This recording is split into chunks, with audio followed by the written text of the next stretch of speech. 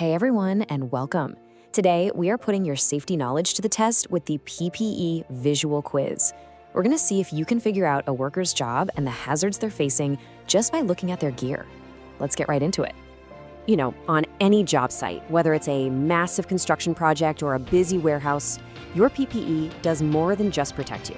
It speaks a language. Every color, every class of vest, it's all communicating vital information at a single glance. So, the big question is, are you fluent in this language of safety? Can you read the clues? Well, let's find out. Think of this as a quick pop quiz to sharpen those skills. Okay, here's what we've got on tap. We'll kick things off with why this stuff really matters. Then we'll jump into round one, all about hard hats. After that, round two will cover vests and other gear. We'll wrap with a final challenge before you tally up your score. Sound good? Let's go. Now you might be thinking, okay, why is this PPE language so important? Well, it's not just trivia. On site, it's about speed and safety. Knowing who the foreman is or who has first aid training just by their gear can save precious time in an emergency. Plus, if you're studying for your OSHA 10 or 30 or you're prepping for a job interview, knowing this stuff shows you're serious. Before our first question, this is absolutely critical to get straight. There's a huge difference between an OSHA regulation and an industry practice. A regulation is the law. It says your employer must give you proper head protection. The practice, like using different color hard hats, is just the common system companies use to stay organized and safe. We're gonna see this pop up again and again. All right, let's do this. Round one, it's all about head protection. Time to see what you know. First question. Picture this, you see someone on site who's clearly in charge. They're looking over blueprints, pointing things out, directing the work. What color hard hat are they most likely wearing? Is it yellow, white, or green? Take a second. If you said white, you got it, that's the one. Now here's the key takeaway. White for managers is a super common industry practice, but it's not an OSHA law. The color is the company's choice. The rule, the actual law, is that the helmet itself has to meet the legal safety standards. Big difference. Okay, question two, we're dialing up the technicality just a bit. Focus on the hazard here, high voltage electricity.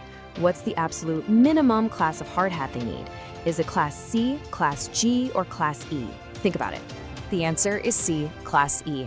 And this one isn't a suggestion. It's a non-negotiable safety rule. A class G hat is only good for low voltage, and a class C, for conductive, offers zero electrical protection. You definitely don't want that one. For high voltage work, you need a class E helmet, period. It's rated for up to 20,000 volts. All right, let's keep the momentum going. We're focusing on a specific trade now, welders. With all that heat and all those sparks, what color hard hat are you most likely to see on them? Red, brown, or blue? If you picked brown, you nailed it. This is another one of those industry customs. But again, while the color is just a practice, the helmet's actual rating is the law. For high heat jobs, you gotta look for that HT stamp on the helmet, showing it's been tested to withstand high temperatures. Okay, this next one. This causes so many arguments on job sites. You see a hard hat and it's got a first aid sticker on it. What's the official word from OSHA? Are stickers a no-go or are they fine? Let's see what you think. And the correct answer is B. Stickers are generally fine, but, and this is a huge but, they can't cover up any potential damage. OSHA's cool with you showing off your certifications, but you can never, ever place a sticker over a crack, a dent, or any other flaw. The helmet's integrity comes first, always. Awesome job in round one. Now let's switch gears a bit.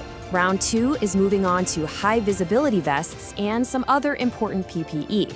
It's all about staying seen to stay safe. All right, here's a scene you see every day. A flagger on a busy highway, cars are flying by. To stay visible and safe, what is the minimum class of vest they have to be wearing? Class 1, 2, or 3?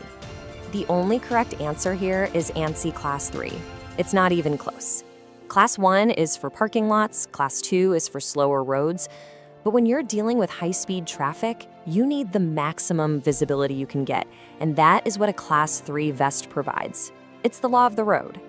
Now for a strategic question. Being safe isn't just about being bright, it's about being seen.